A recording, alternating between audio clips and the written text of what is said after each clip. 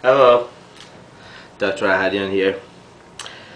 I wanted to discuss the borderline personality disorder. One of the problems with this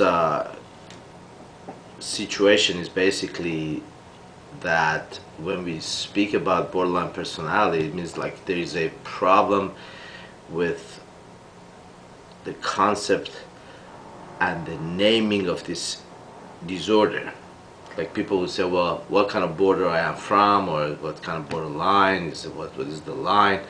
Basically, the borderline personality organization is seen in conditions related to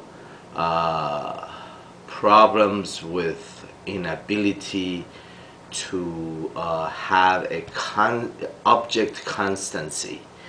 Means as far as seeing the world as consistent. In the borderline personality organization, the world is seen as all good or all bad. There's not a medium. So a person could perceive his or her surroundings and people around him or her as all good at some point, and at some point those all good people could become all bad. So one of the issues dealing with this kind of situation is to look out for those all or nothing kind of a thing. The other thing is impulsivity, making impulsive decisions,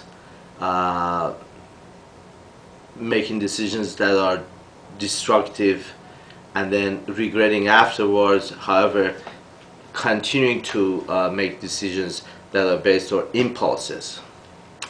The other signs that we see in a borderline personality organization is inconsistency in the relationship to the world. Basically is that sometimes they're there, sometimes they're not there, sometimes they make a good impression on you, sometimes they don't even answer your phone for forever, and is a very unreliable condition.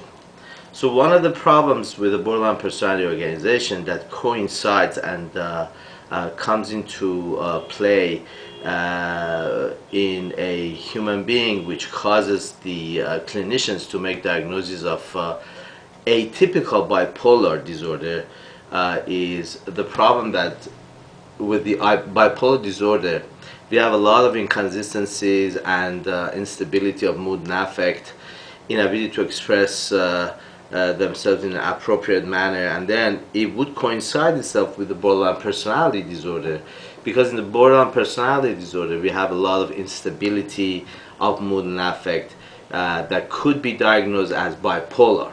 So basically this is a very important issue to have in mind with regard to borderline personality, and basically the history and the genesis of the borderline personality organization is good to know. But the thing is, just going back and knowing the root of a problem and where it's coming from, sometimes it's extremely hard to be able to handle it and then to treat it. One of the ways in the day-to-day business of ours to live with each other and deal with our borderline personalities, so to speak, is to be able to set appropriate limits in our relationships. So it's important. We don't want to go and have everybody of our friends or family or any contact that we are going to have to send to a psychiatrist to diagnose whether they are borderline or not. But the consistency that we have in our relationship with the world and with people of the world would be very important to make an impression upon the people that we are dealing with, and then set appropriate limits.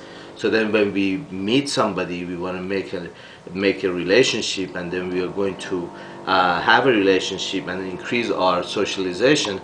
it's important to have consistency from our part if we're not having a borderline personality organization ourselves.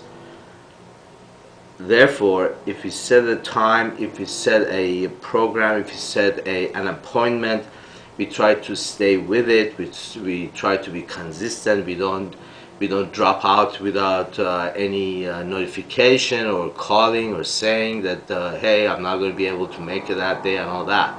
So one of the important things that would help us deal with the borderline personality organization, which is actually very prevalent in the society, is to be more consistent in our limit setting, in our ability to deal with the emotions that are being thrown at us, in our ability not to be overwhelmed by the impulsivity of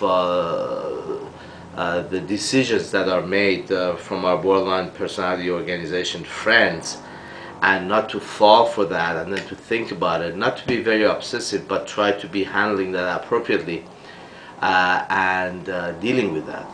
Therefore, I think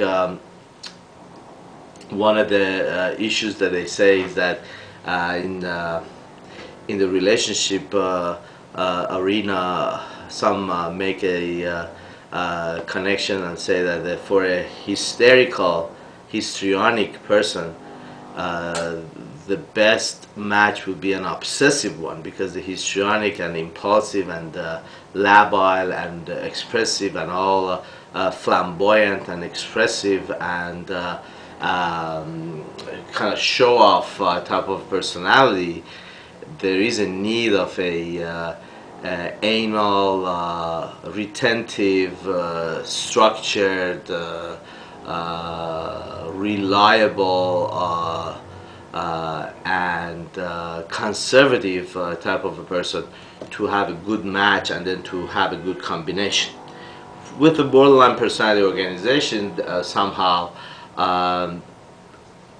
obsessive personality organization would work somehow good in this kind of like combination of the relationship.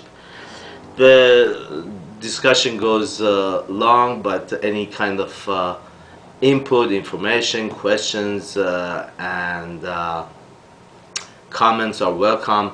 My webpage is www.ahadianmd.com, and email address is ahaddians@aol.com. Thank you, and talk to you soon.